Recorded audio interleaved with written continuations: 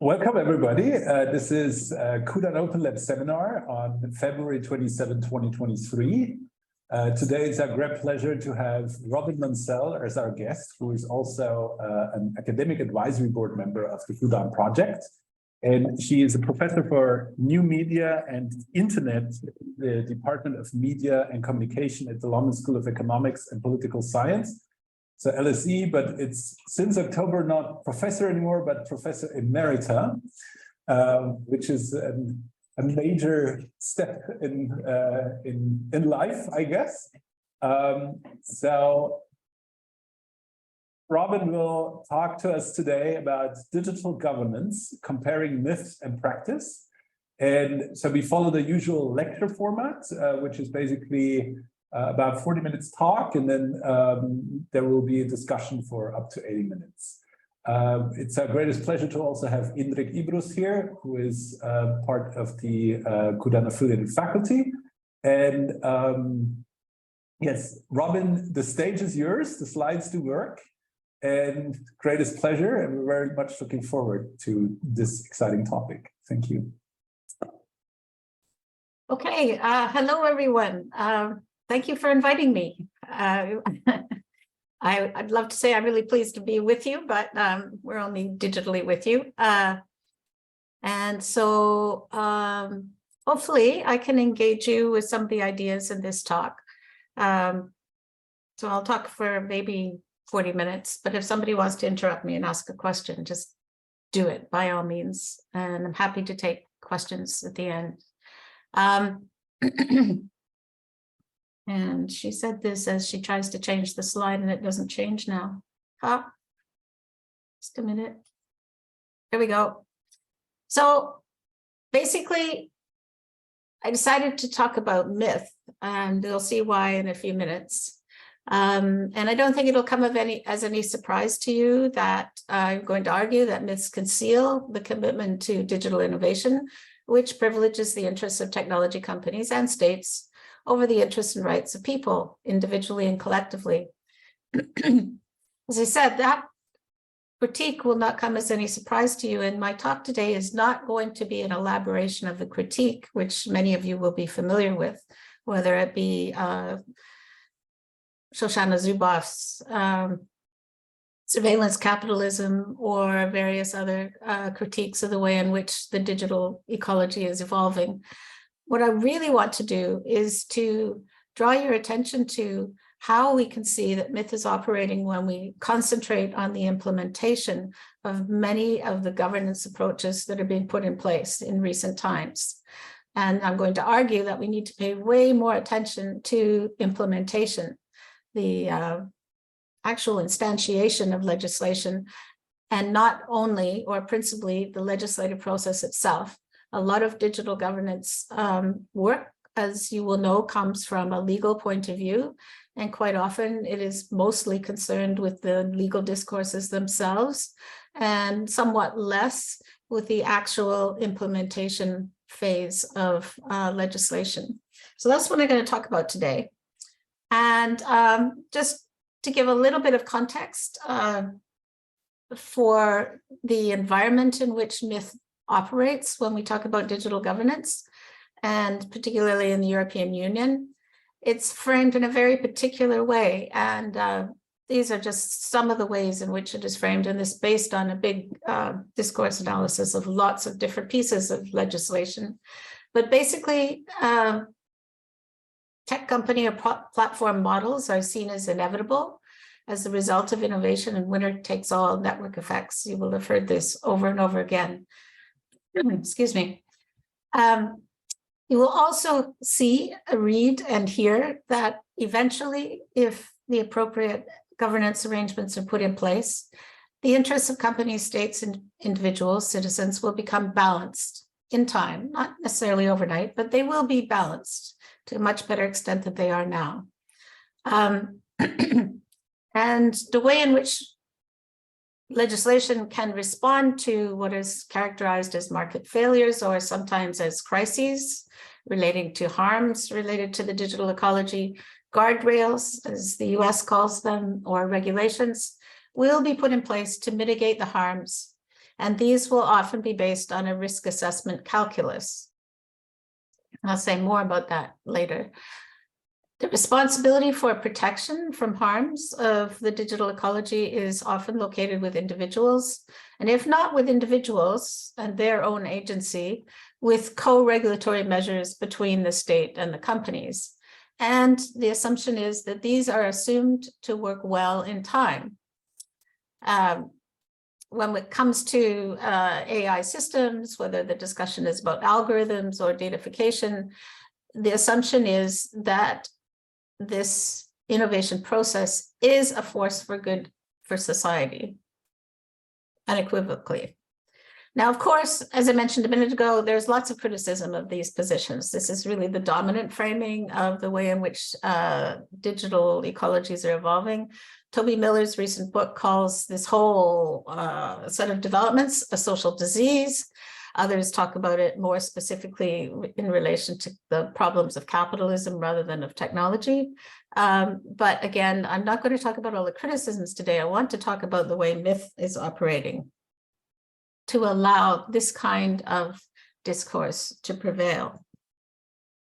So just a tiny bit of theory. Why pick on myth? It struck me that Gramsci has quite a lot of interesting things to say about the role of myth. And in particular, he argued that we tend to regress into various kinds of myths, often in times of crisis. And there are those who would argue that today we are facing an information crisis, whether it be an information crisis associated with disinformation or whether it be one associated with the harms to human beings as a result of their online engagements. Many have come to the conclusion that we're facing a crisis. But what is the work of myth? Myth tends to sustain an illusory sense of mastery. And in our case, an illusory sense of mastery over technological systems, the digital technological systems. Myth also operates to confer power and authority when it's perceived as a fact, but these facts are not evenly understood. So what might be a fact? A fact is, as I said a minute ago, that the digital innovation process is largely inevitable, that it will unfold and be largely driven by technology, and that what we must do is adjust. And also then drawing on Barth, the presence or propagation of myths also ensures that phenomena go unquestioned, unnoticed, or distorted.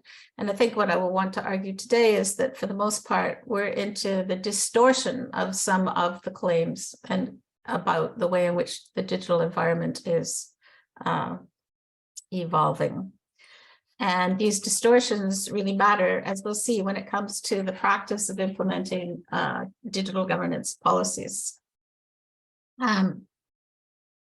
I suppose one of the most omnipresent contemporary sets of myths about technology today is in the newspapers all the time. The whole discourse around ChatGPT, whether it's harmful, whether it's not harmful, whether we should have reacted to it before, or we may need to react to it after the fact when it's become pervasive. There's a whole set of myths around this. But the basic argument is that whatever we do, we need to balance interests. My argument today will be that this balancing of interests conceals digital governance outcomes at the level of implementation that are misaligned with individual societal interests in autonomy, dignity, and democracy. So with that as a kind of theoretical explanation as to why I'm focusing on myth today, let's look a little bit more closely at these myths that are related to a balancing of interests. So one component of the myth that assumes that we can achieve a balancing of interests is that all digital innovation is basically just a disruptive exogenous shock that we must all adjust to. And that it's something that comes from outside the socio-cultural political system, and adjustments must be made. those adjustments are largely seen in the dominant discourse as being an outcome of market competition with a little bit of governance added on. And myth conceals the dominance of market priorities over societal interests and the autonomy of individuals, whether that be characterized as public values or the protection of fundamental rights. So we might be talking about freedom of expression or privacy, or the right not to be surveilled. Any of these rights would be subsidiary to the market priorities. NIF also has another role, which is to conceal opportunities to change governance rules and norms to align better with technology innovation in people's interests. So how does myth actually conceal outcomes in 5 areas of digital governance practice? And I'm going to talk about the 5 you can see there on the screen and give you some examples of how myth can be seen to be operating in these areas and why this matters. And remember here, we're not talking about the actual legislation, whether it be the Digital Services Act or the Digital Markets Act or the GDPR or the e-privacy revisions or audiovisual legislation. We're talking about the implementation level and the discussion and the process of addressing how to implement these kinds of legislation. So let's start with competition and antitrust. What is the dominant discourse here? What is the myth? The myth is that we can achieve this balancing of interests in a level competitive market. If only we could move the digital single market towards free and fair competition, many of the interests of the companies, the state, and individuals would come into alignment. Another component of this myth is that competition policy is really about consumer sovereignty and real choice. And I've put that in quotes because part of the myth is about this notion of choice and the degree to which individuals really do have agency to make choices and also where their choices come from. And competition law in this context in the EU, somewhat differently in the United States, assumes that technology innovation proceeds for social good, facilitating these adjustments that I was talking about earlier. So if we could only get competition policy and law to work effectively, we would be able to bring about freer and fair competition, and this in turn would lead to positive outcomes for people through an adjustment process. So this myth conceals the persistent inequalities and harms at the level of implementation. So when you think about this, you will probably all know that both the EU and the Department of Justice and the Federal Trade Commission in the United States and in many other countries are bringing suits against the large dominant social media companies, search engines, Google, etc. And their hope is that they may be able to break them up and bring about freer and fairer competition. And even in the event that they can't actually break them up, they want to ensure that some kind of guardrails are put in place to stop them from behaving in anti-competitive ways. The argument is that we have an instance here of market failure because of the scale of these companies and the network effects, and there's nothing really we can do about it except go for free and fair competition. But the myth is, what the myth is concealing is the fact that competition can lead to a race to the bottom so that people's rights are less well protected than they might otherwise be, that stronger competition could lead to all sorts of innovations which actually are less conducive to preventing harms to individuals, whether children or adults. And so the myth or imaginary is that things will be better if we can just approach an equilibrium whereby there is a level competitive playing field.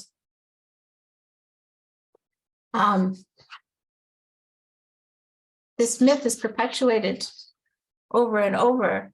And it's also somewhat ahistorical in the sense that if we look back over the history of communication infrastructure developments, we can see that it isn't necessarily the case that whenever competition has been stronger, you have a better outcome for citizens and consumers who have been using these infrastructures, whether that's to do with the price it costs to use it, or whether it's to do with the experiential side of interacting in digital environments.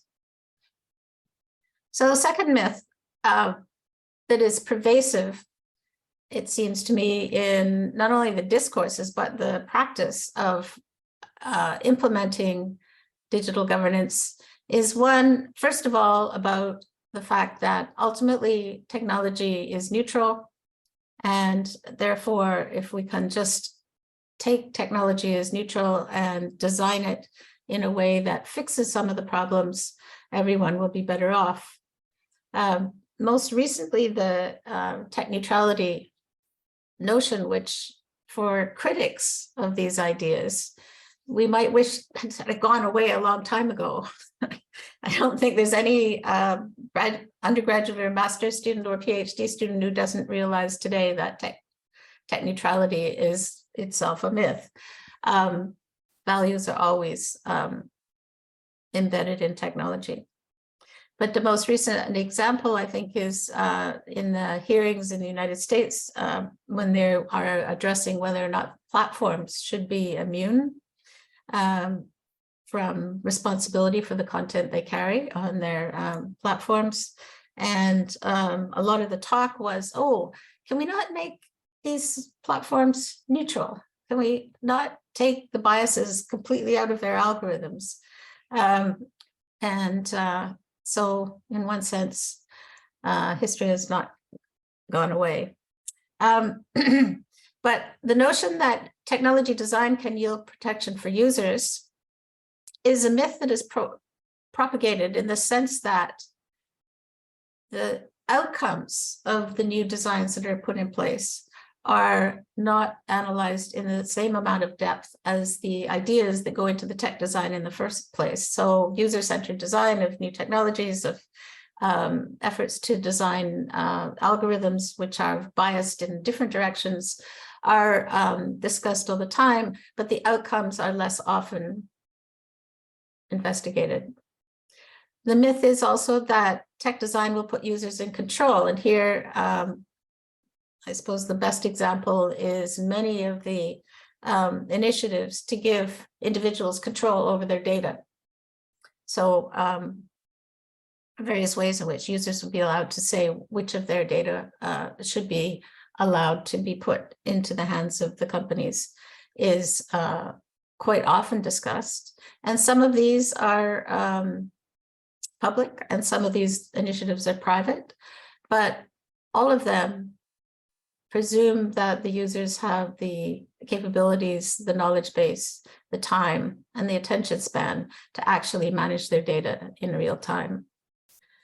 A further component of this myth is that privacy by design or by default and safety by design can result in an equitable balance of all interests. Here,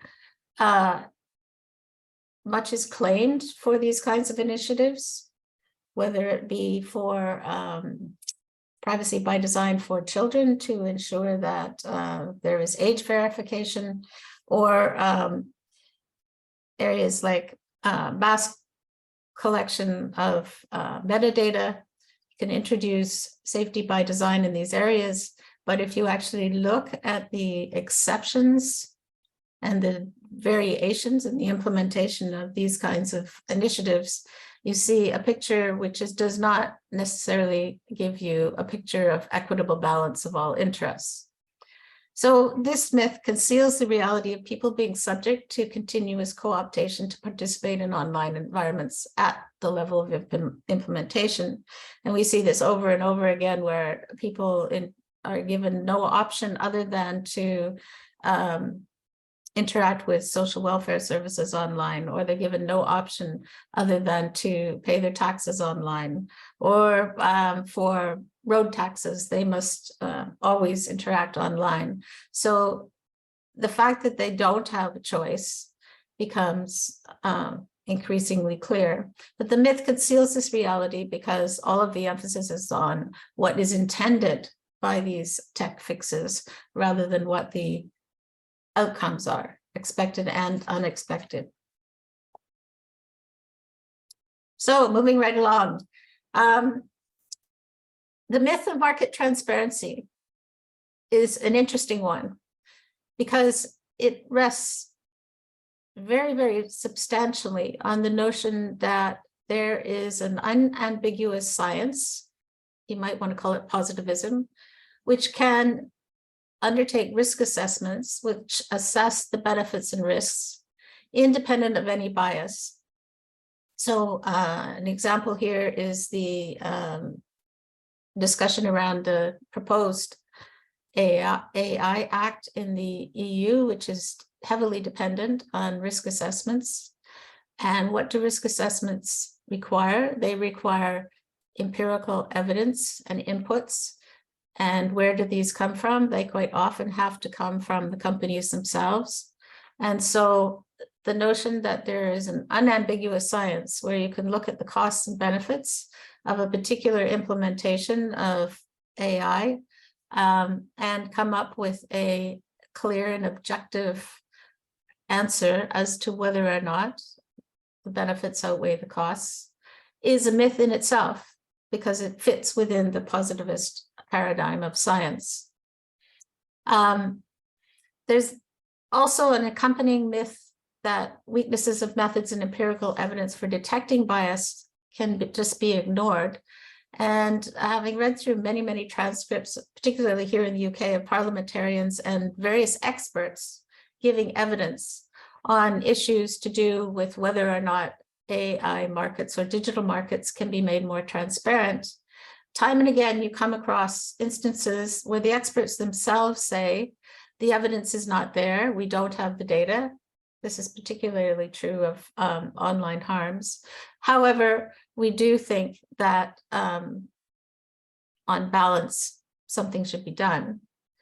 And the something that should be done quite often falls short of measures which critical advocates would say actually needs to be done. Why? Because the evidence is simply not there. Another area in which we have weakness of evidence is in claims that the transparency and accountability of algorithms can be tracked. So we have initiatives that say, well, good enough explanation of how the algorithms are working should be all right. But the myth itself conceals the fact that these weaknesses are deeply embedded, and they do give rise to outcomes which mean that the company's will, if you like, is what the major driver is in developing the algorithms. The myth that independent auditing succeeds as a guardrail against harms. This raises the question, which I'll come to in a minute, as to what is independent. Excuse me. But the myth is basically that as long as you can put in place a requirement in practice for independent auditing of outcomes, for example, takedowns of illegal content, and in some cases harmful content, and that this can be audited, give some comfort that something is being done. But we then run into the situation where the companies themselves do not provide the information that provides the basis for the independent audit. The most recent case being Twitter, which is a rather extreme and perhaps even eccentric case at the moment. But if you look at the level of detail that is supplied by the companies over time, which are providing data for audit, it is both opaque and also often not as informative as the original expectations were when the governance arrangements were put in place. More than anything, in terms of understanding the myth of market transparency, which is that if we could only have enough information about how the market is operating, we'd be able to govern it more effectively. completely ignores the probabilistic nature of evidence in the first place, and the fact that they're going to be conflicting interpretive frameworks. Anyone who has ever been involved in a case against any of the dominant digital companies will know that their interpretation of the same evidence will differ sometimes very drastically from the interpretation of those who are bringing a case against them. And everybody's looking at the same data, but nobody is interpreting it in the same way. But the myth implies that somehow or other we can come together and understand how markets are operating transparently. Another myth is the myth of what I call regulatory independence. And this one has been around for a very, very long time. In a sense, the notion of independence is deeply embedded in the American ethos of separation of powers and independent regulatory agencies. But it is a term that is used pervasively within the EU, the calls for independent regulatory agencies. This myth tends to conceal how political maneuvering is taking place, and how lobbying operates to shape the implementation of legislation and regulatory codes. I think here, it's not so much that the problem of lobbying is ignored.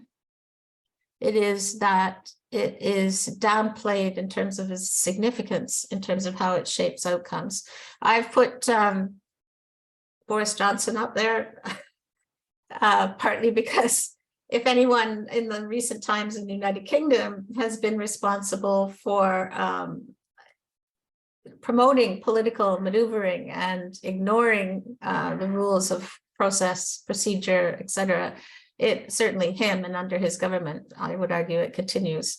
But the EU itself is not immune to lobbying, and we see lots of reports of the huge amount of money that the big platforms are spending on lobbying, particularly against cases that are brought against them for data protection or antitrust competition law kinds of proceedings. But what we don't see at the level of implementation very often is the relationship between that lobbying and the actual outcomes. At some level, you can see that lobbying may be responsible for a withdrawal of a case or for stalling a case, but the actual tracking empirically of how lobbying actually shapes the kinds of decisions and outcomes that are made with regard to how legislation should be implemented, what sorts of regulations should be monitored, and which sorts of codes of practice should be put in place and monitored is a big issue. The revolving doors between private sector and governing institutions are largely ignored, despite rules that exist in every country.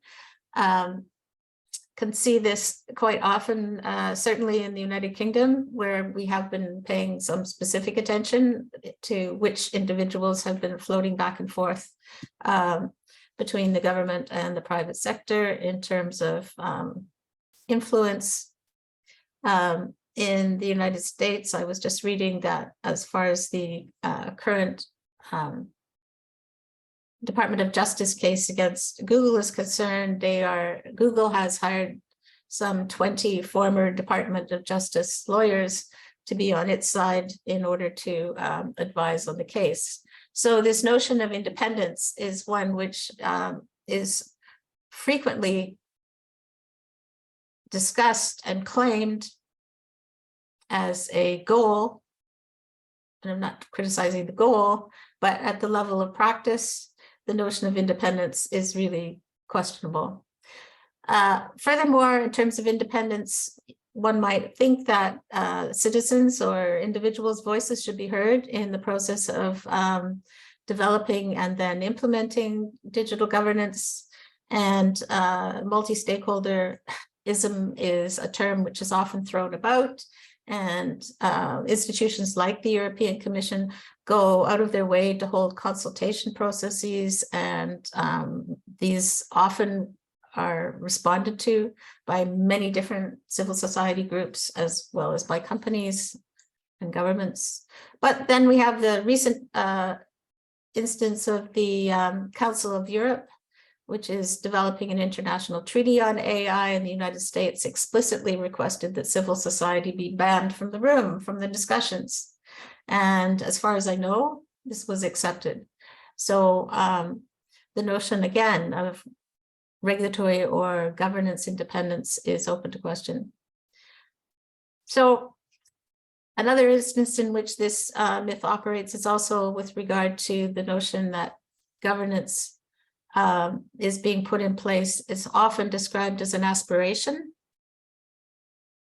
but it is also recognized, sometimes explicitly, that the institutions and parties involved do not have the resources, sometimes not the knowledge base, to actually implement the aspiration, and certainly not with the expected outcomes.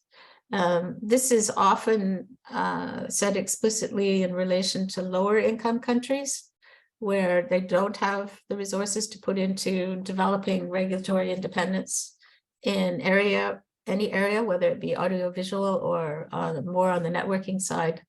But it's also crops up in some of the expert groups around the EU who have argued that it's good to put the legislation in place, but we have not enough information about how that is being actually materialized in practice. So it remains very much an aspiration. And another evidence of this is that when studies are done on the implementation of legislation, various regulations across the member states of the EU, invariably there is enormous variety. A case in point is with regard to mass surveillance and the collection of data, mass collection of bulk data, where there are regulations in place, but many of these have been criticized, first of all, by the European Union Court of Justice for being misaligned with respect for fundamental rights, and continuously with claims that there needs to be a coherent definition of the circumstances in which it is correct to be able to collect metadata on a mass basis. And there must be a serious or sufficient threat to security to justify the collection of data. And I just recently read a comparison of 22 countries, I think it was, in the EU, which showed at the level of implementation vast differences in terms of the national legislation which is in place, and also the extent to which that legislation is being monitored and implemented in a coherent way. So that's regulatory independence. Lastly, ethical digital systems. I suppose I could give a whole lecture on ethics and the digital domain, and I'm not going to do that. I'm sure all of you will have read enormous amounts about the ethical principles that are being put in place by trade associations, by the OECD, by the digital platforms themselves, and the proposals that come from academics. So there is a very, very large body of aspirational literature on the ethics of digital systems. But the myth is that if we have these ethical systems in place, then guardrails will be in place so that tech innovation, particularly in the area of AI these days, will be beneficial for all, that is the long-term outcome. And what is not questioned as much is whether or not the environment in which people live their everyday lives is consistent with dignity, with individual autonomy, and with well-being. This is part of the myth making. And lastly, as I was just talking about a minute ago, the whole mass surveillance metadata collection kind of issue is taken as something which must proceed if ethical principles are respected, but the rules remain incredibly vague at the level of implementation. So what can we conclude from all of this? That myth is working in all of these 5 areas. I'm sure any of you could come up with different areas in which myth is operational. Myth is working exceedingly well. It conceals the alignment of digital innovation with advancing profitable tech companies and state interests in mass surveillance, with benefits accruing principally to the producer owners of tech systems. Now, this isn't to say that there isn't a great deal of recognition of crises and that there is somehow an imbalance in the system, but the myths continuously reinforce this idea that if we just wait long enough, these guardrails and regulations and governance systems will kick in and they will align digital innovation with everyone's interests. Now, of course, I'm not arguing that the digital guardrails, whether they be the DSM, Digital Markets Act, or the Digital Service Act, or any other piece of legislation in the EU, they do shape corporate incentives. Of course they do. But that does not mean that they are at the level of implementation, giving rise to systems that embrace strong rights protection. So if the goal is not balancing, if we were to move away from this myth of balancing and whether or not it can be achieved, what would we need to move towards? And what we would need to move towards would be a recognition of a constant ongoing struggle. And we might wish to conclude that through that ongoing struggle, alternative technology systems might start to receive greater attention. But the myth of balancing itself helps to dismiss these initiatives as radical. So just to give an example, people who are proposing public service platforms or indeed public service media in the digital space are quite often criticized for having radical ideas which cannot be put into practice. Another example is those who claim that companies should not have a right to appropriate data for their private purposes, but this would require a change and a wholesale change in the fundamental underpinnings of capitalism and the rights to ownership of data and much else, probably.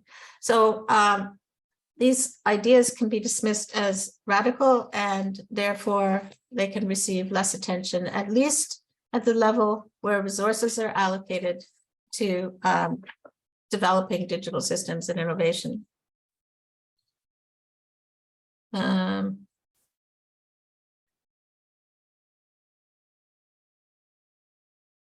The myth also helps to conceal the fact that some alternative tech systems, which are proposed and developed, like, for example, enabling individuals to control their own data, are persistently and consistently treated as research exercises and as short-term projects, which, when they run out of funding, the only alternative really is to turn to crowdsourcing, crowdfunding, to support them.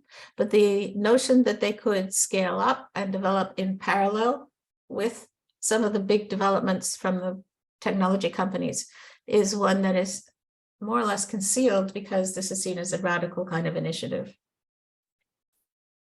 So finally, how am I doing for time? 12:42. This is the last slide.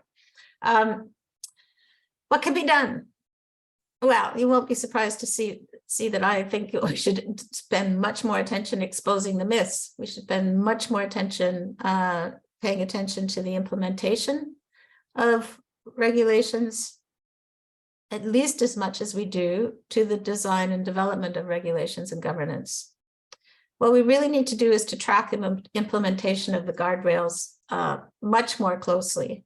And I would suggest this goes beyond mapping and description. In a lot of the policy literature, even the critical policy literature in this area, there is enormous amount of mapping, but people do a good job of sourcing and examining the text of legislation to see how it varies across countries. Quite often, they do a good job of doing one-off studies of what some of the impacts or outcomes of regulation are. But what we don't have is a very consistent funding of ongoing developments to see just how far apart the expectations are for the outcomes and the reality of the experience of the digital environment.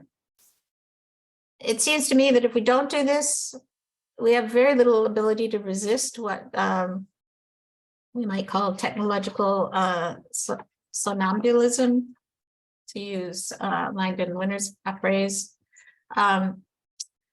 This notion that it's okay, the myth that undesirable outcomes will be managed in the long run. If we truly are in a crisis situation, then there is no basis for assuming that undesirable outcomes will be managed. I think agreeing that, or at least working with the idea that problems of crises, information crises, can rarely be solved in the absence of radical alternatives is a good way of thinking, a good way forward at the level of implementation, but these have to be sustainable. And what this means is that much more attention needs to be given to how they can become sustainable, as opposed to simply proposing them and hoping that maybe they will take off. I know in the EU, there are dozens and dozens and dozens of civil society initiatives and various other kinds of independent public platforms have been put in place. In research terms and in terms of unpacking some of these myths, there's less follow through in terms of how they can be made sustainable. So I came across this quote a couple of days ago, actually, when I was reading Nancy Fraser's new book on cannibal capitalism, which itself is an interesting title. And let me read the quote to you. What looks like a crisis to an outside observer does not become historically generative until participants in society see it as a crisis and they intuit that the pressing problems they experience arise not despite, but precisely because of the established order and cannot be solved from within it.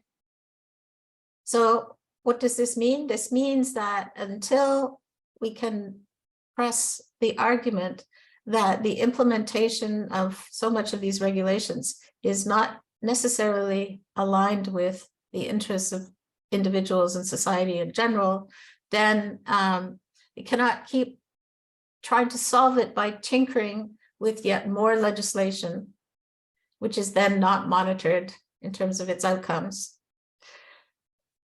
And evidence of misalignments of digital governance with individual and societal interests enable an understanding of why an established order needs to change. So my basic fundamental argument here is that despite the proliferation of governance measures in all areas of the digital ecology in the last years and ongoing, and despite the fact that we do see responses from the large players to these kinds of initiatives, what we don't see is enough creative thinking around what sustainable alternatives could be put in place and how the outcomes of regulation and digital governance are actually divergent and misaligned with citizens' interests. And I'll stop there. Thank you. I think that's about 45 minutes. Yes, thank you very much. Let's thank the speaker. Thank you very much. This was great. There is a I think there's plenty of ways of how we tackle discussion. It's certainly a very different perspective than the one of cultural data analytics, where people look at data, but it's at the same time, I think, sparking on the one hand questions regarding the use of cultural data analytics, the necessity of cultural data analytics. You were talking about evidence for these myths, evidence for how stuff is implemented, while at the same time criticizing risk assessment methods, for example. You used the word risk assessment calculus, which I find a really interesting one, as systemic risk assessment in insurances and in hedge funds, which one could argue are some of the most successful enterprises in this kind of area, decidedly don't do calculus anymore, but probabilistic measurement and modeling, which often, if they're smarter, they are not purely positivist, but they do other things which try to estimate of where things can go with multiple outcomes and so on. So that I think there's a lot of sort of interesting polarities and tension one could bring up in the discussion. But I first would like to ask people in the group if you have questions you want to raise. I can see Mike Tum and Mila Oiva. And so, yeah, just take it away, Mike. Okay, thank you very much for this talk, and of course the topics you raise are definitely, well, within this for us citizens and human beings. They're very valid, and people keep thinking about them and discussing them. However, I should admit that many of the criticisms you formulated, I find a little bit perplexing. One is that the whole topic of this myth of competition. Because yes, I mean, as far as I know, the discourse in this field, people generally believe that having more competition is a sort of a beneficial thing. But I don't think anybody believes that competition is the answer to all problems. That is why people develop, maybe not particularly successfully, but try to develop this EU regulations, etc., etc. So it is clear that competition, if it is to work, it must work within a framework of some sort of hard regulation, which just don't allow people to do something. Otherwise, it will not work. And I think somehow that it is more or less generally accepted point of view. Correct me if I'm wrong. Another thing, I'm not particularly. I'm not sure I understand completely the criticism concerning the audit and all this train of thought. Basically, on the one hand, you say that if having more, basically the question is having more data established. Because on the one hand, you say that there is no established science, anything can be interpreted in whatever way, so data seems not to be useful at all. On the other hand side, you say that sometimes people say that it is just an opinion of people who define themselves as experts and who are proclaimed to be experts and not be rooted in actual data. So the question is the solution to replace experts which you disagree with experts you agree with, or is it the question of getting more data and analyzing it in some sort of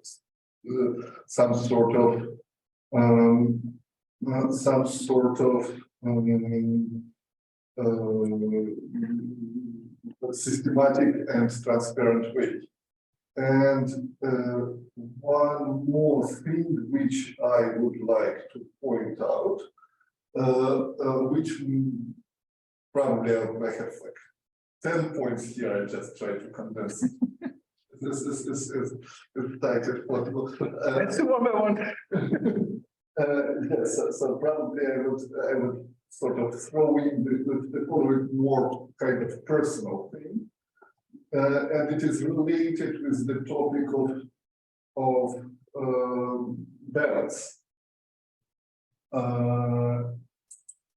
Well, for me personally, I'm Russian, currently living in Estonia.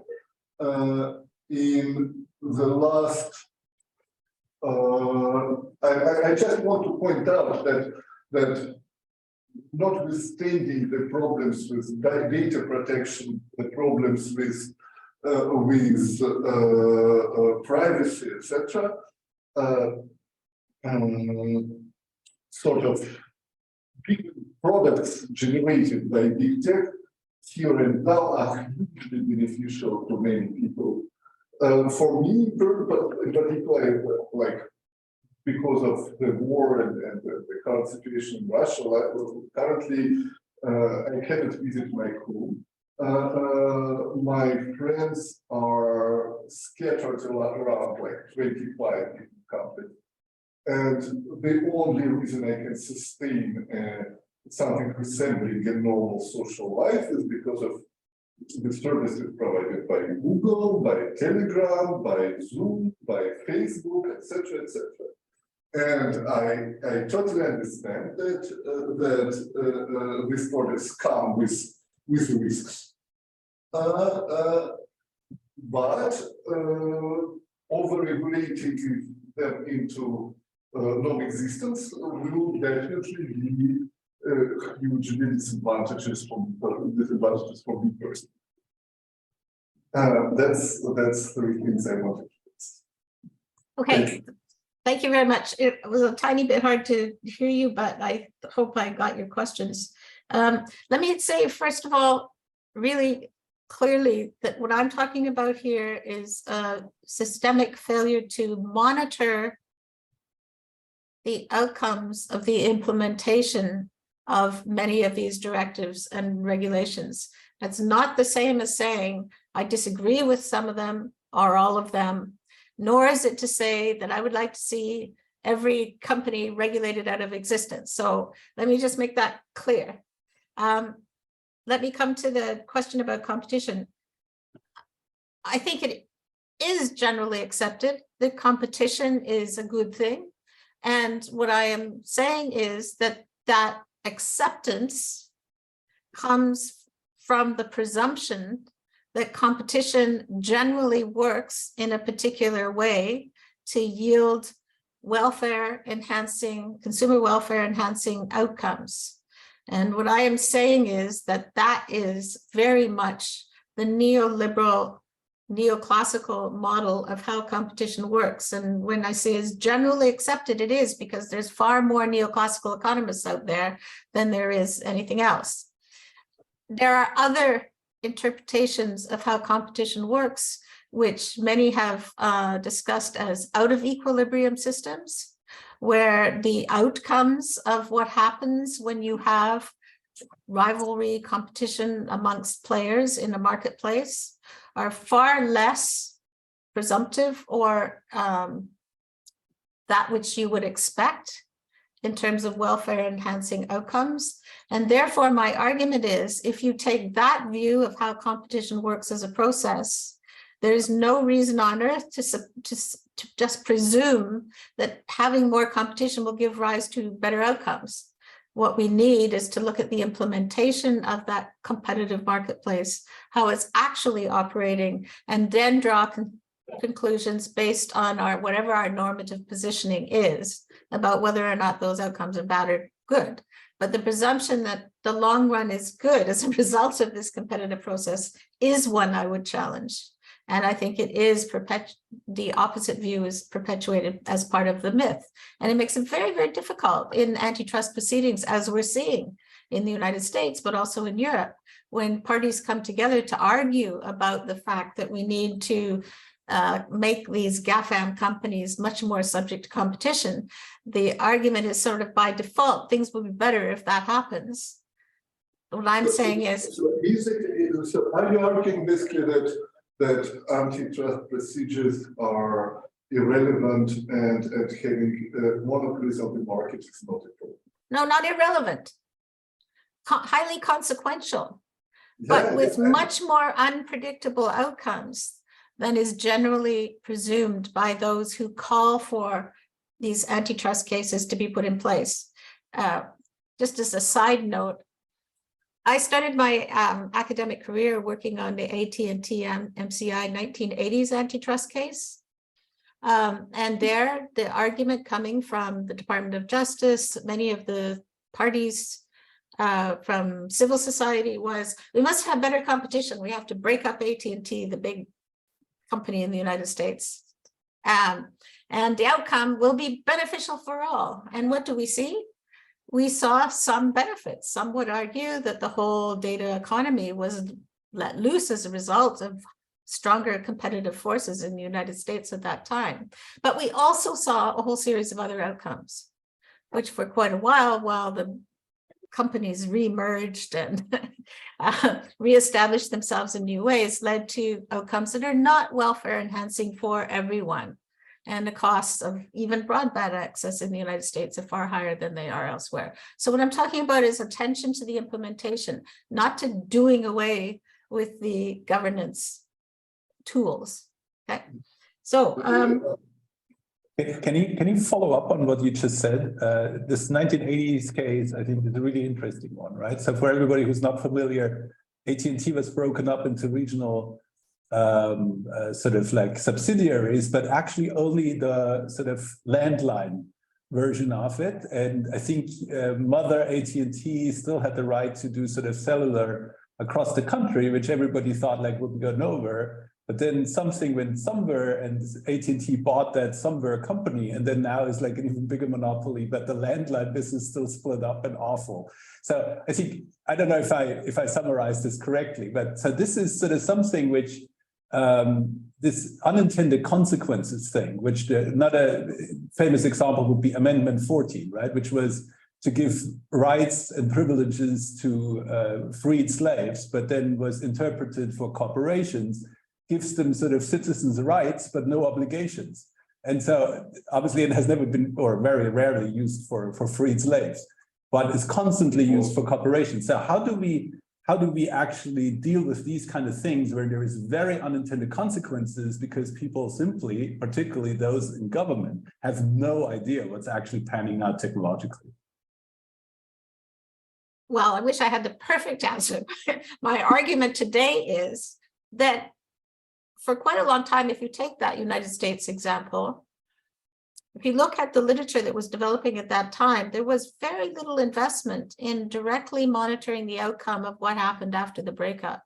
And after Bell Labs basically was, some people say, this is the end of days, there'll be no more innovation in America. Where did the innovation impetus come from? It started moving around, and in the end, 20, 30 years later, we have what we have today as a result triggered by that breakup. I was actually on the side of the breakup in that case, but what I'm arguing is that it wasn't completely welfare enhancing for everyone.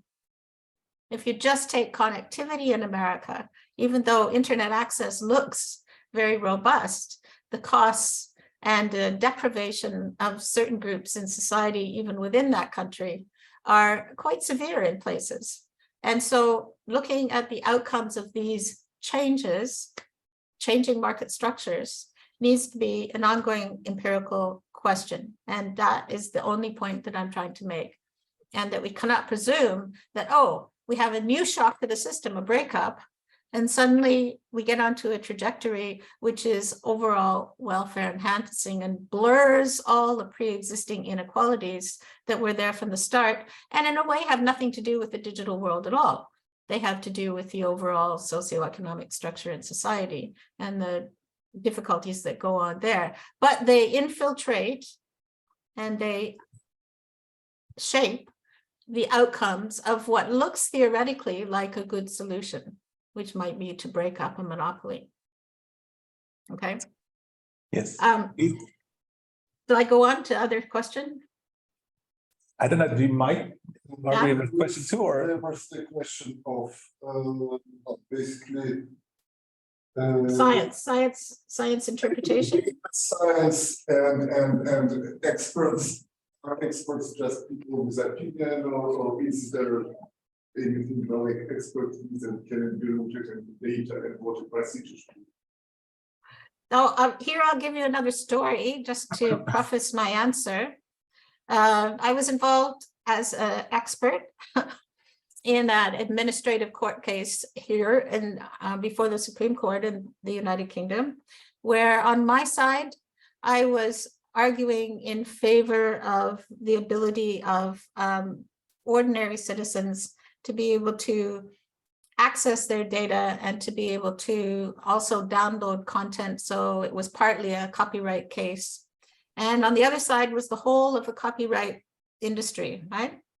And they were arguing, of course, we should tighten up all the rules and stop people from, putting things on open access, et cetera. And so we had two teams of lawyers and we had more than two experts, and we had a judge.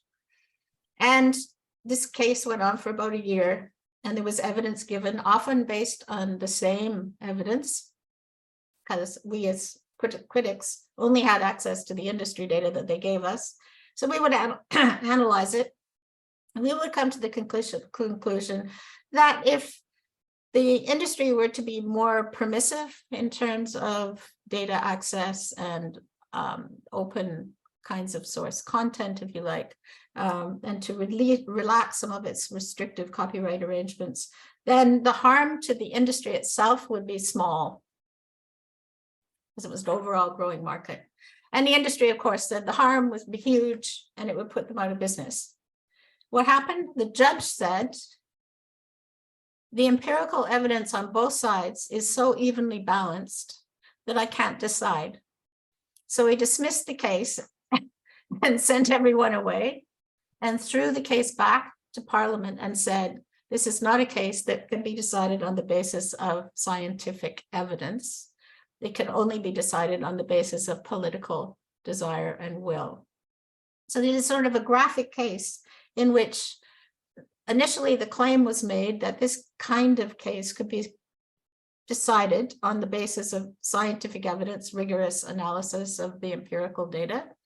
And yet the politics underpinning it were such that the judge decided that it wasn't a lack of knowledge. It was just that this is not a case that the empirical analyses done by all parties was like this.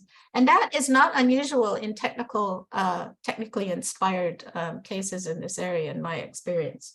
To your point about, do I think that only experts who have a particular point of view should be allowed in the room?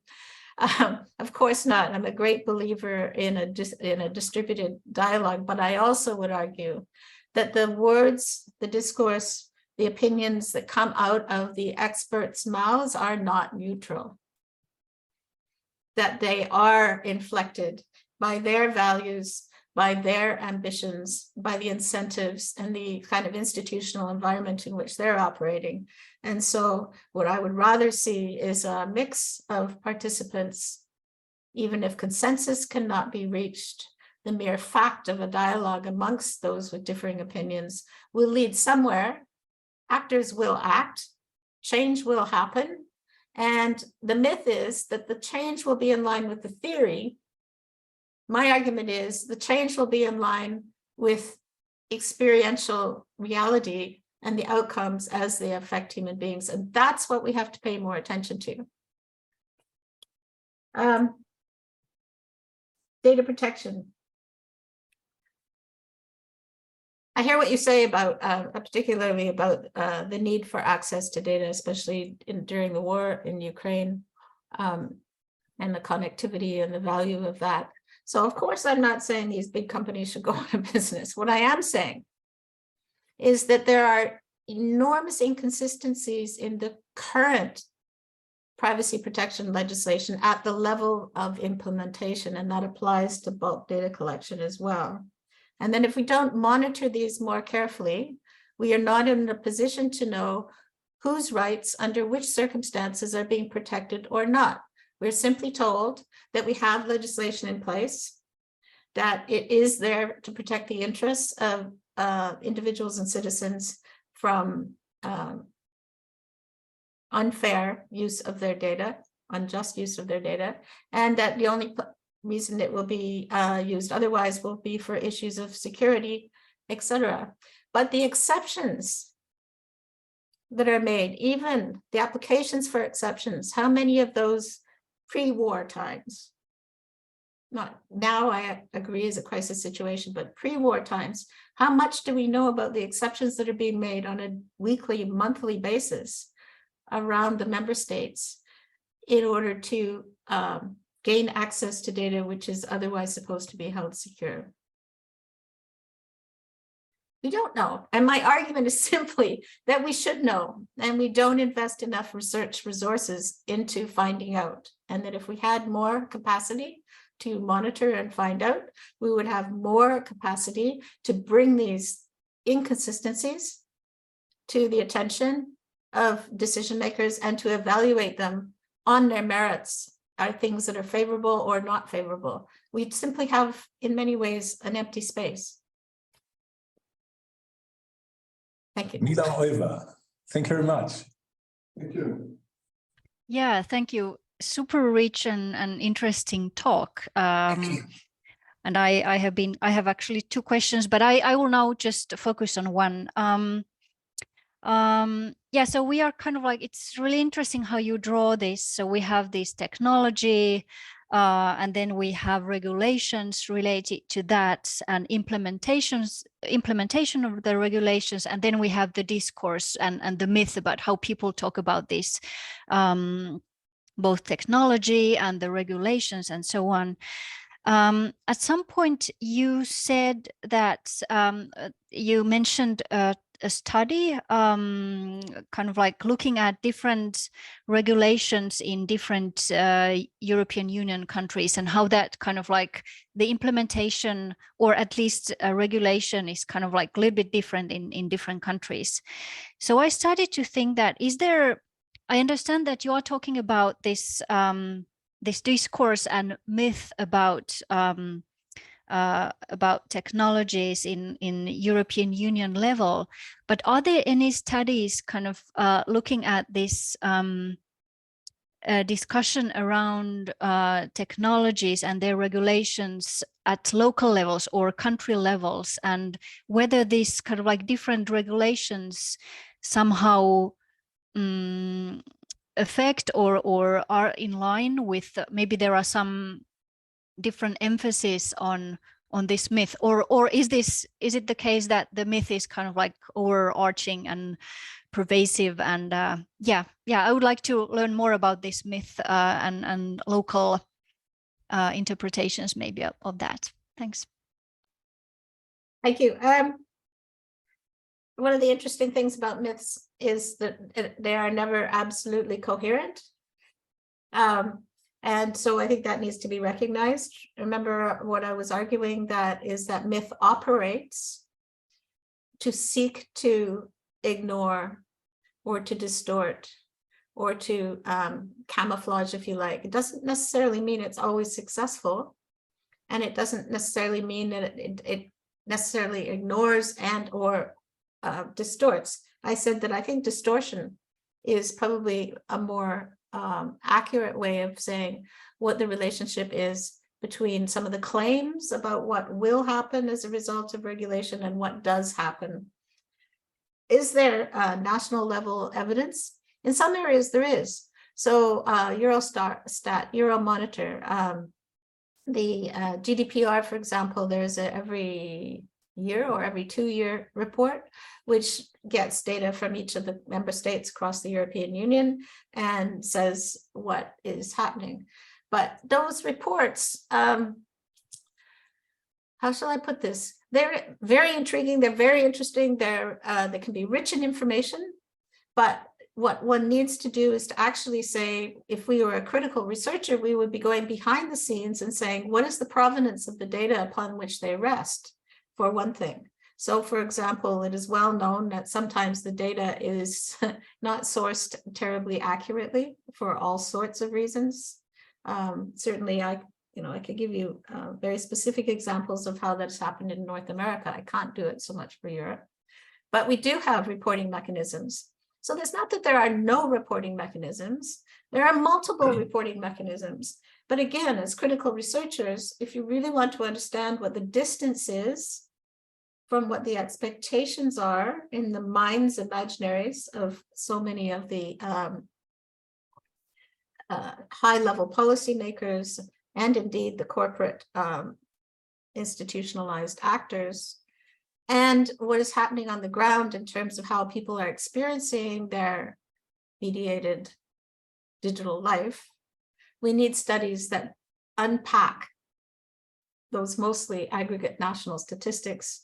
We need studies which actually are multi-leveled and multi-method, which get at the qualitative experience of people, not just what can be counted in terms of outcomes. So, how many takedowns of content, how many blockages of the internet, how many this is and how many of that's is really interesting information, but it doesn't tell you the whole story about the instantiation and the outcomes and the overall direction in which the development of the digital infrastructure is developing. And that's my point. So it's really a plea for a kind of a rebalancing of the research effort, because so much effort in the digital governance area is devoted to the input side, right? To developing the new regulations, to arguing about just exactly how we can balance, if you like, the interests of the companies, which they have a right to under EU law to make money, and the interest of citizens, where they have a right to protection of their privacy and other fundamental rights. This notion that you can achieve this balancing, and once you've got there, welfare will be enhancing overall, is part of the myth. Instead, what I want to draw attention to is the need for a constant struggle, because we're always like this, and the outcomes are uncertain. And there's nothing we can do about that other than monitor much more closely and carefully and take normative positions when something is happening which we as researchers maybe are critical of. Okay, thank you. I finally see Indrek. Indrek, hello. Anna. Hi, thank you so much for the talk. I started to think about two things. One maybe relating slightly to the previous question about implementation and more monitoring and reporting in, let's say, EU member states. So I've heard when communicating with policymakers in Estonia that from all of these EU regulations concerning digital issues, let's say climate issues, there is a lot of reporting. So they say that their administrative burden increases. And when you, on the other side, want to have, let's say, a small state, small bureaucracy, then these aims contradict each other. So what to do about it would be, is it real? Is it again a myth? And if so, if it's not a myth, what to do about it? And the second issue concerns the first myth you mentioned, which is the antitrust and competition law. So if I understand correctly, then traditionally competition law cases have been assessed mostly regarding price advantage. But now when we look at digital platforms, it's been argued often that now it's the data advantage. So if these global digital platforms have a lot of data that they don't share, this helps them concentrate the market and the power over users and citizens. And if this is the case, then how to go about this? Because to me, then it sounds that assessments on competition need to be completely, rethought in a sense. So yes, it would be really interesting to know your opinion on this. Thank you. Okay, thank you. On your first point, I think the variation in legislation has to be expected in the sense that subsidiarity, especially in the EU, is something which is important. And so different countries will take different actions and different understandings to implement. And for small states, the administrative burden is huge in terms of what they were required to do in terms of reporting, etc. I did mention that particularly for lower income countries that don't have resources to do this, they may be big countries, but they have lower income. These monitoring activities remain an aspiration in many cases. And in smaller EU member states, if the resources are not there, just in terms of sheer capacity, of course, meeting those obligations becomes an enormous burden. And I can imagine smaller member states saying, this is too much. It either should be paid for centrally or it is simply too much. Do I think there's a resolution to that? I don't have a clear one, but what I would say is today, what I'm talking about is not so much that obligatory monitoring, which is laid down in the legislation. What I am saying is that the indicators, the metrics, the risk assessments, which member states are expected to carry out on a recurring basis around the legislation which is being introduced, whether it be data protection or whether it be the strength of competition in a market, is itself something which is only going to tell us part of the story. So what I'm really doing here is speaking from a researcher's point of view, not someone who is part of the institutionalized bureaucracy which has to monitor according to laid down indicators, etc. What I'm saying is we need to have the capacity in the independent research community, as far as it is independent, to be able to unpack both the interpretation of what data is collected and monitored, but also to be monitoring other things in terms of outcomes. Rarely do we get a consistent monitoring, for example, of the qualitative experience of the outcomes of some of these developments. So that would be my response on that one. On the antitrust competition law, yes, you accurately portray the traditional conventional view of competition law, which is based on older industries, where price is taken as an indicator of whether or not consumer welfare is being harmed. In the EU, particularly and specifically in Germany, there have been some efforts, and indeed one or two cases, where the definition of what counts as harm, anti-competitive behavior, has begun to be modified and conditioned around issues to do with particularly privacy protection, but also a number of other kinds of ways of evaluating whether or not a monopolist or quasi-monopolist is harming consumers. So I would say two things about that. I think the broadening from one point of view is a good thing, because clearly the nature and structure of digital platforms is different from the historical organization of industry. But secondly, I would say that again, we need to look at expected outcomes.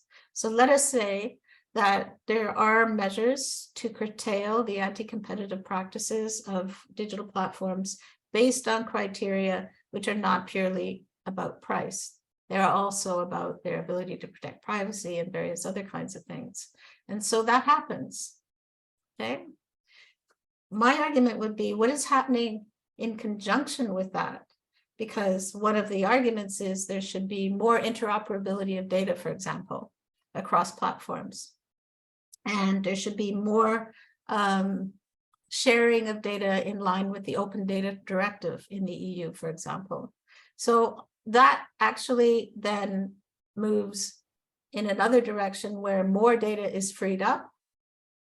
And the question is that overall going to be good for citizens or not? Because remember, the antitrust or competition law is still directed very much to consumers and not to the broader conception of citizens, or not just citizens, but people who live in particular places. So I guess what I'm doing is I'm making the whole set of issues a little more complicated than they normally are treated. And these issues are treated in stovepipes. So the people who are on about competition and antitrust have one set of ambitions and objectives. And the people who are interested in, for example, greater interoperability of data, open data sharing, have another set of objectives. The question is, how often do we think of these together in terms of their interaction and their outcomes for the experience of everyday users of these platforms? So I would answer you in that way. I can wear different hats. So if I'm being an antitrust competition authority person sitting in a courtroom, I would, of course, stick within the boundaries of the discourse, which is coherent and understandable in that setting. And in that setting, I would know where the different oppositions are and the different claims and counterclaims and myths about how competition policy operates. If I step outside of that and broaden the picture a little bit more and be a bit more systemic about it, I would want to look at the interdependencies between those measures and other measures that are happening through different tools of governance, and how do they interact with each other. And then I think that we would be developing a richer picture of the actual outcomes as they move along through time.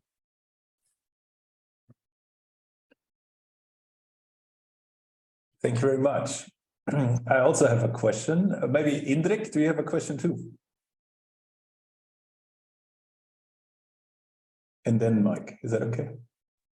Yeah, actually, I do have a question. Great to see you, Robin.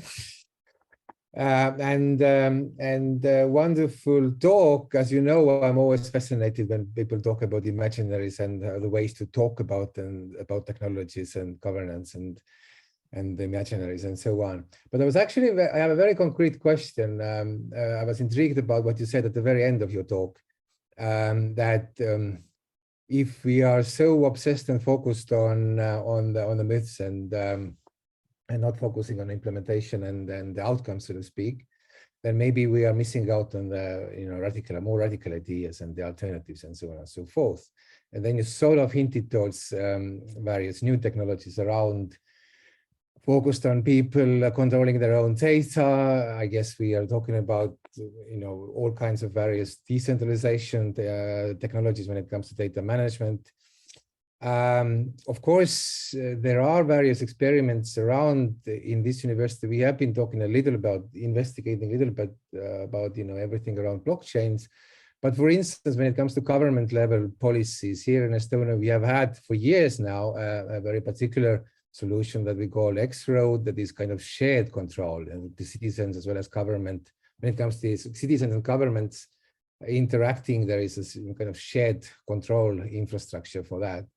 But I was quite intrigued a couple of days ago hearing about Belgium now investing so much into implementing the solid framework developed by Tim Berners-Lee, going full in as a government, as a country, when it comes to implementing that technology as a shared infrastructure for both businesses and well as governments and citizens and so on.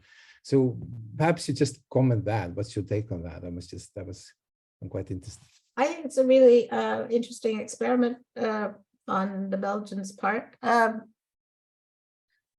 what I read, and I haven't read anything very recently, but say up to about 6 months ago about the Solid project, it's still heavily dependent on the assumption of a high level of data literacy of some kind on the part of the people who sign into the digital lockers.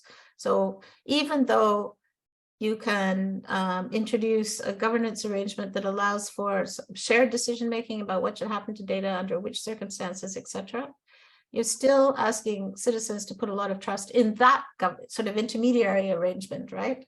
And the question is the intermediary operating in a neutral way, or in a way that is biased towards certain citizens' interests, which are not going to be homogeneous, or is it biased in another direction?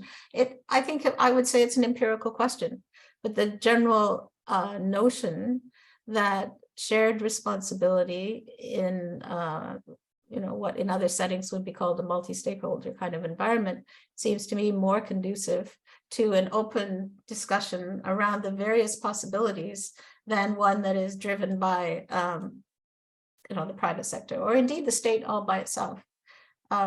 So I would look to see what happens there with great interest. I think we've seen in terms of the blockchain kind of mystique that it can go well and it can go wrong. And when it goes wrong, it goes quite badly wrong for a lot of people. So there again, the introduction of governance arrangements is being discussed in various countries. I don't know the situation specifically in Estonia at all, but I do know what's going on here in the United Kingdom. And again, there will be aspirations. There will be financial kinds of regulations introduced. And the question is just exactly what outcomes will they have? And that today, at least in terms of this discussion, is where I'm putting the emphasis, because I think we neglect it to our peril. And I don't know, I would ask you, in Estonia, has it been entirely smooth sailing with the system that you introduced?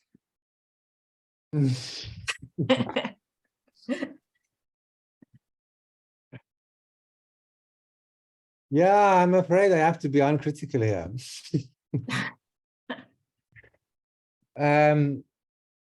No, it's to be honest, it's mostly just the third sector. I mean, the whole private sector role is really not relevant here. It's more for the citizens interacting with the government, and when it comes to that interaction, then for that, I think more or less it has been working well. It's functional, and misuses have been rather small, at least when it comes to discovered misuses.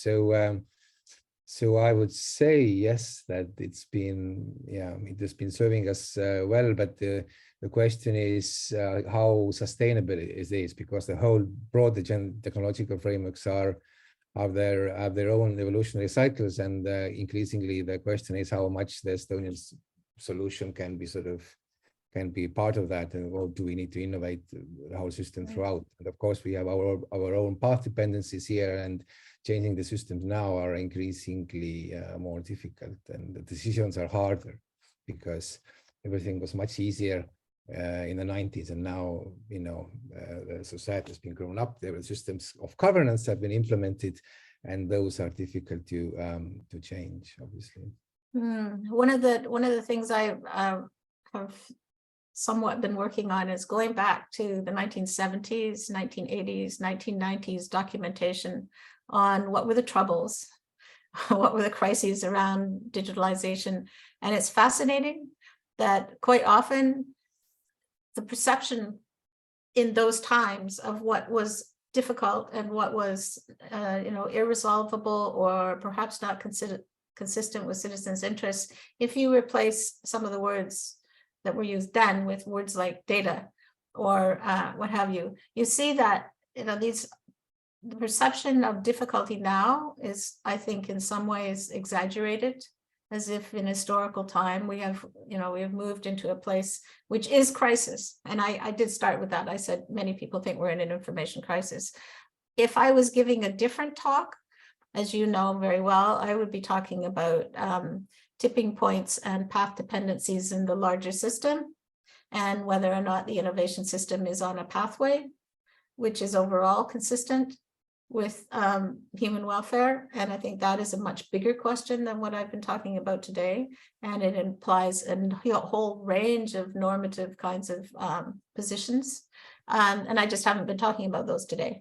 because I think that's more than a kind of 40-minute lecture on implementation. Nice. Thank you very much. Yeah, I like to sort of re-summarize what you said in a slide and in your sort of how this theory all comes together, what the conclusions are. And then I would like to move to a contrast. Myth is in contrast to logos, classically in philosophy. And that is a really, really interesting thing, because the points you make and the consequences you draw and the remedies you outline are very much in line with classical theory, but leave the same gorilla in the closet, which sort of puts ourselves in question. I get to this at the end. So these points, you said, expose the myth, track the guardrails, resist technological somnambulism, take into account radical alternatives, and then obviously rely on evidence. And the evidence part is a really interesting thing, because that sort of implies logos and enlightenment to see what is actually there in a non-positivistic way, including criticizing your own perceptual organs. And so here's this, I would like to, I think, drive home my point, where it's like, I'm gonna read the last 10 lines of Ernst Cassier's Myth of State, the conclusion, which was a very important book about myth. According to Albert Speer, it made him understand why he fell for Adolf Hitler. So this is a really, really interesting kind of thing. And so he refers to Babylonian mythology, where the world is created out of chaos, myth, and then sort of like, you know, the world of human culture comes to be. So the world of human culture could not arise until the darkness of myth was fought and overcome. But the mythological monsters were not entirely destroyed. They were used for the creation of a new universe, and they still survive in this universe. The powers of myth are checked and subdued by superior forces. As long as these forces, intellectual, ethical, artistic, are in full strength, myth is tamed and subdued. But once they begin to lose their strength, chaos is come again. Mythical thought then starts to rise anew and to pervade the whole of humans' cultural and social life. So it's very interesting that in some sense, your call for evidence, for exposing the myths and stuff like that, has a very similar sort of vibe to it, where obviously we want to have a kind of enlightened world in which logos reigns. But then obviously one of the key issues, one of the key attacks that's currently done is induction of noise into social communication, bullshit peddling, and so on, which is exactly to put in question the established logos. And so here's a question: in how much is what we consider logos not also either myth in the eyes of other people or myth in function? Like, is there even such a thing, such as logos and evidence? I think this is a very, very difficult question, which, if you look at what happened yesterday in Germany with Ole Schwarzer seemingly sort of justifying Vladimir Putin in a public square with 50,000 people, where it's really a matter of perspective of what is considered sort of like evidence. Like, how do we deal with that? You make some very good points. And how do we deal with it? Well, if I had the absolute answer, I guess I'd be doing quite well in my retirement. I could write lots of books. I think the first thing I want to say is that these dualisms between logos on the one hand and myth on the other, I have never felt comfortable with. Mm-hmm. Okay. And so in this particular talk today, I would admit it, overemphasized perhaps the evidentiary basis of the logos, but I don't do so, I think, within a completely rationalist kind of traditional way of thinking, so that the empirical for me is not positivist, and it's not necessarily a rationalist positionality. It is one which is open to question. On the other end of the spectrum, of course, I don't put myself in a sort of a camp of post-humanism, where, that all, difference sort of slips away, ebbs away in some sense, and that we are all, what's the word that they use? Just escaping me. But the notion that there is absolutely no outside. And so let me speak in terms of systems, I suppose. For me, I think recognizing what one's position is when one takes a stance and approaches something we call the empirical approach as a critical realist, we are able to see things which, generally speaking, if we just listen to the kind of discourse which is in the air, which is full of myth, both negative and positive, I would argue, then we see something different. And seeing differently is illuminating and often enables people to act differently, I think. And so I think the coupling with agency of individuals and collectivities happens as a result of that intersection, if you like, the dialectic, whatever you want to call it, between the logos and the myth. And in that sense, I suppose at some point, and we could have a discussion about this, I would depart from some of what Gramsci has to say, because to some extent, it is quite a deterministic framing to some extent. But I liked it for the purposes of his talk, because I really wanted to get at the difference between what the pervasive discourse seems to be saying and what is actually working itself out in reality. So no, I wouldn't want to be put into a box of suddenly becoming a, adherent to some sort of close to positivist science, which can ultimately, if we just do enough research, enough data analytics, enough pattern matching, etc., come up with the truth. I wouldn't say that. Nor would I say that we can exist in a society without reaching some consensus around social ordering, where we agree what is bad and what is good, to put it simply. I don't know if that answers your question, but. Yeah, I think there's a. Of course we can. We never agree on this topics. Somehow we survived for thousands and thousands of years. People never have a consensus on what is good. Well, they also kill each other.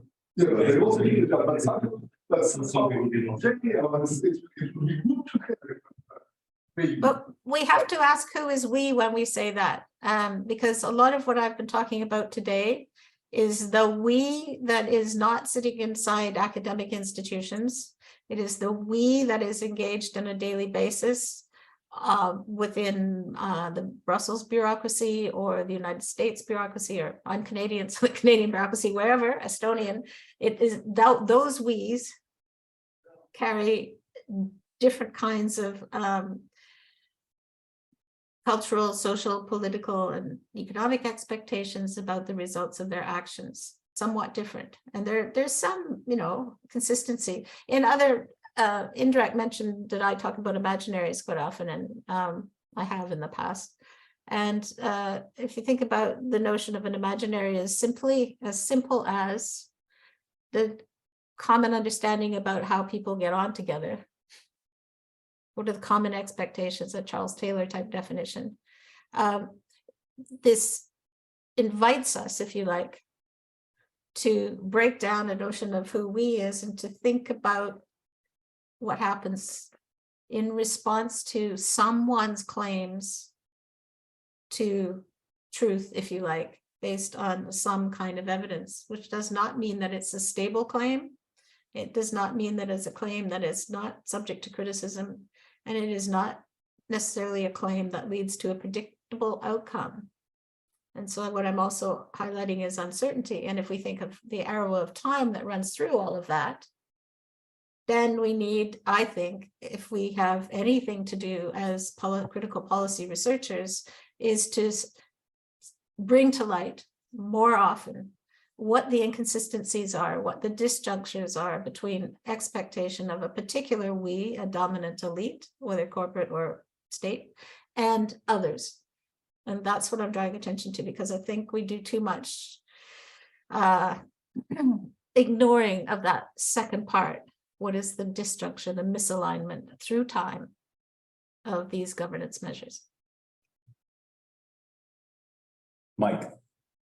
Yeah, well, I'm actually, I raised my hand when Hannah was speaking, and was actually, my question is partly to second what she's saying, because you admit that for example, if the solution of the problems you are talking about is more regulation and more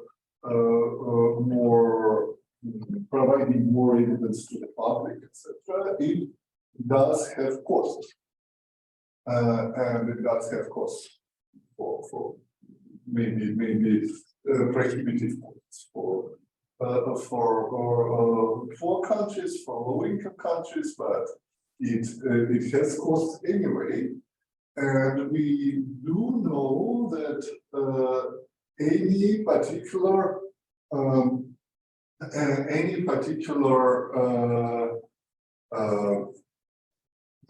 state does need to balance what it is doing and how it is distributing its resources. Any state, any other quite valid problems there. You know, like educating citizens, like providing healthcare, like worrying about income inequality and doing something to alleviate that, like thinking about climate change, etc., etc. And the question inevitably arises how to balance it, and how important is this particular problem of making sure that tech companies do not misuse the data. How important and dangerous, even if we admit that it's not a good fit for them to do that. I think we all agree on that. The question is, how big is this a challenge in the general scheme of things, and how resources, how priorities should be. And and actually, it is interesting, by the way, that the way how you framed your question to Indrek concerning the Estonian digital tools used to, was it always a smooth sailing, you asked literally. And I would argue that even if it was not, just it not being a completely failing is probably not the hugest problem in the world. And the hugest problem challenging, for example, disadvantaged people, as you mentioned in your answer to the previous question. So I'm just trying to be sort of legal advocate and try to justify why this problem is so important in the general problem.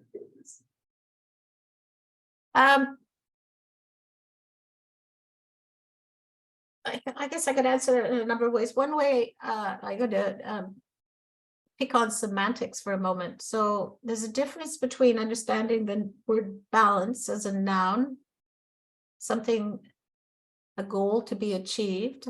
We will achieve a balance. And I think what you're talking about, which is balancing, which is a verb, right? So what I have been trying to call attention to, and I think it needs to be called attention to, is that distinction.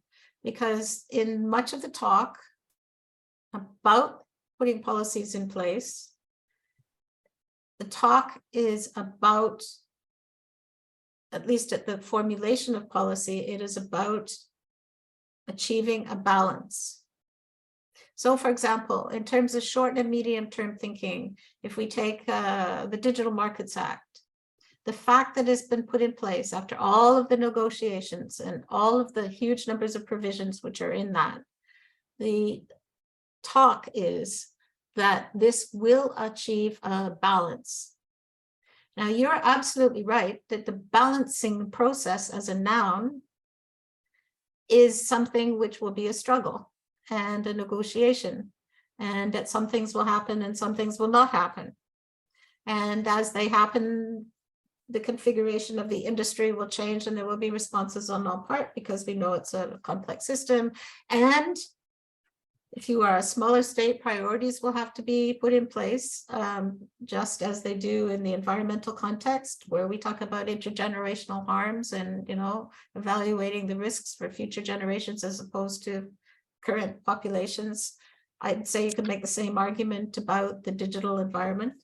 And so I think it's that distinction I'm trying to draw attention to, so that we think somewhat differently, perhaps, about the need for ex ante, before the fact intervention, and ex post mitigation strategies. Because a lot of what we are doing now in terms of digital governance in the EU and elsewhere is ex post mitigation strategies. Someone has detected that there is an imbalance, and someone has said a priority, for example, in the case of hate speech, has got to be to make sure that this speech is somehow controlled in some way, and we need to find a way to do that, yes? And if we put the legislation in place, then we will monitor it by transparency reports. What I'm saying is that legislation itself, as it works through the changing incentives of the companies, will lead to further changes. And in fact, in that case, we're already seeing some where the companies are themselves moving out of the business models. They're starting to, away from their business models that they have had over the last 10, 15 years, and beginning to think quite creatively about new business models, which the assumption is will be better. All I'm saying is we need to track it very carefully to see how that balancing of priorities, if you like, shifts and changes amongst the different parties, so that we are a bit more aware of where there's a need to intervene up front, ex ante kind of precautionary kinds of measures, which might not otherwise be taken because we haven't been monitoring very carefully what those changes are. One of my mentors was a fellow named Paul David, the economist, historian, who died very sadly a couple of weeks ago. But he used to, one of his favorite phrases was small events can make a huge difference in terms of shifting the whole trajectory of a set of evolutionary developments away from an incremental path on the pathway we're on, towards a different pathway. And it seems to me that unless one, I'll come back to the evidence thing, unless one pays attention to what the different stakeholders and actors are actually doing more carefully at the level of implementation, we don't detect those small events until after they have happened. We're not, or long after they have happened. I mean, after all, these social media companies didn't just come here yesterday. They have been building up their market share for quite some time. And it has taken years and years and years to decide that some things should be done in some instances. So, yeah, I would agree with you that there's a real problem of priorities for policymakers. There's a real problem of what evidence will they use, if any at all. Will it just be political will, or will it be somehow evidenced on experience? What combination? If I sit in those rooms, I was actually sitting in UNESCO a couple of days ago in Paris, where they're talking about the formulation of a new universal framework for digital governance. And most of the people sitting around the table were very critical of the lack of existing governance arrangements on a global basis. But when I listened to some of the arguments that were being made, there were a few corporates in the room, and they were trotting out these myths. Well, you know, we are competitive and this is going to bring welfare to lots of people, and we are doing this and we are doing that. So at that level, it's a fairly simplistic notion of myth. There was a contrast between what they were saying and what others were thinking and experiencing in their local places, where they are charged with having to make decisions and make priorities and deciding to do things. So I have a final question regarding this. So there's this notion of regulating, right? And so regulating the system, which, you know, for all intents and purposes in the US would be the US legal system, in the EU it would be the European sort of system. Now, one of the interesting things about this is obviously, for example, if you talk about society, law, parliament, and so on, and on the other hand, you have corporates who, again, have different functionalities, which often look like things that are regulations which are not regulated by law, but it just works in a certain way. So now, in how much do you think the control of the design, meaning the regulation, is something that is even feasible, while there is also an ecology folding out of things, of functionalities, which bristle against or cannot be regulated in a sense because they are transitory, like for example, you know, in a similar way as pedestrians walking down the street, and then when they become more dense, they line up and stuff like that. Like nobody ever wrote up that, like, if it's too dense, you line up with the person walking the same direction as you, but it self-emerges and it works. And if you would institute another rule that may seem logical, whatever, it will probably be worse. Like, you know, people literally die at the Hajj and Mecca because people have ideas of how pedestrians should behave, but that's not what they do. So in how much is the whole regulation desire and also the control of regulation even a possibility, and in how much should we, how much free flow should we let happen? Basically, that's the question.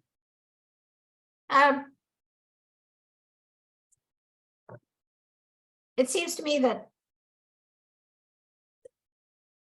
the ability to have transparent self-regulation, you know, even for the people inside these companies, and we see this more and more with people leaving and saying, my voice is not being listened to, or this evidence that I produced is not being paid attention to, particularly around the biases of algorithms, etc. Of course, the companies will self-govern and do so with greater or lesser capacity to be aware of the operation of their own systems. And that, it seems to me, is an ongoing problem. Mm-hmm. But societies, if you like, states, nations, governments exist, and they will, in one fashion or another, seek to, in quotes, regulate or co-regulate alongside the private sector actors, as long as we're operating under capitalism. That is how it works. So there will be either regulation by forbearance, like of the state hands off, or there will be interventions. And in the cases where either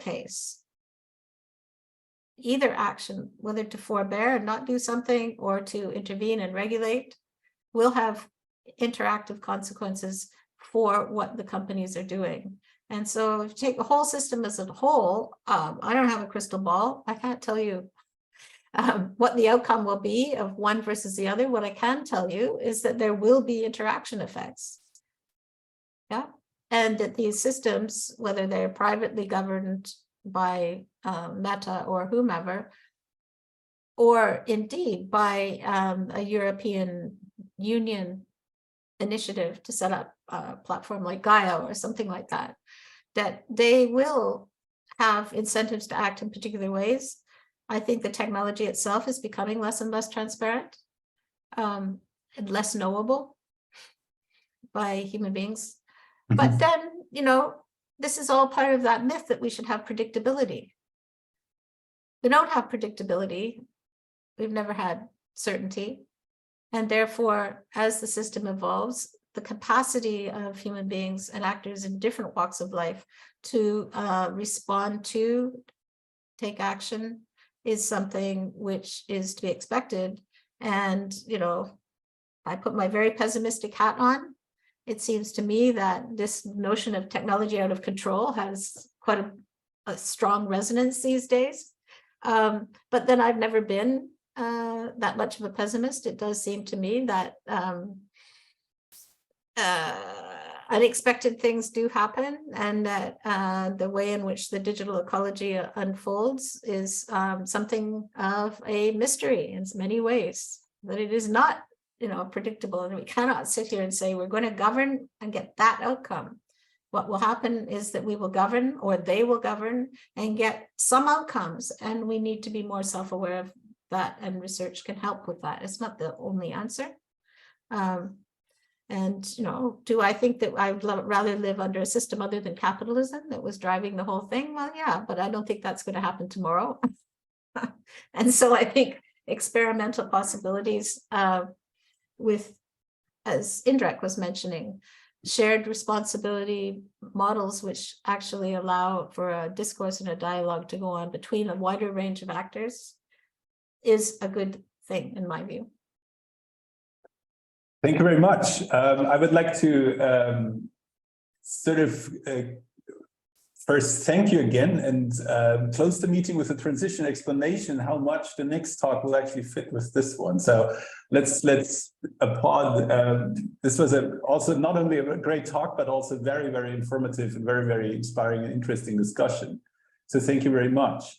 The transition, one of the interesting things is, I have a friend his name is Yang Yu Liu, who's a professor at Harvard Medical School, but is a physicist working on network control theory. And so he was pioneering in that area, and now he works on microbiome research, where we all have different species of microorganisms in our guts, but functionally we can eat the same meal and not die from it. So this is like one thing where, there can be great plurality in a society, while at the same time there is maybe not a predictable outcome, but sort of something you won't die in the evening.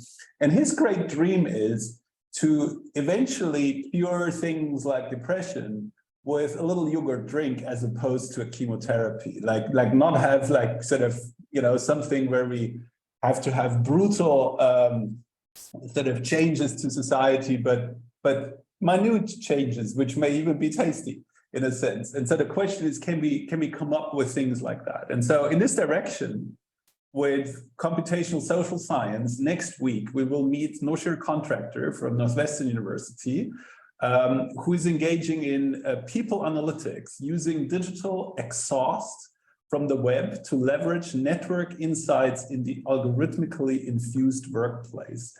He will join us from Jakarta, Indonesia. So he will not talk shifted into the evening as previously announced, but in this time slot from 2 to 4 next Monday, Tallinn time. Thank you very much, Robin Mansell. We look forward to meet you very soon again in the Academic Advisory Board meeting of the Cultural Data Analytics Era Chair project. Thank you. Thank you very much. Thanks to all of you for coming. Bye-bye.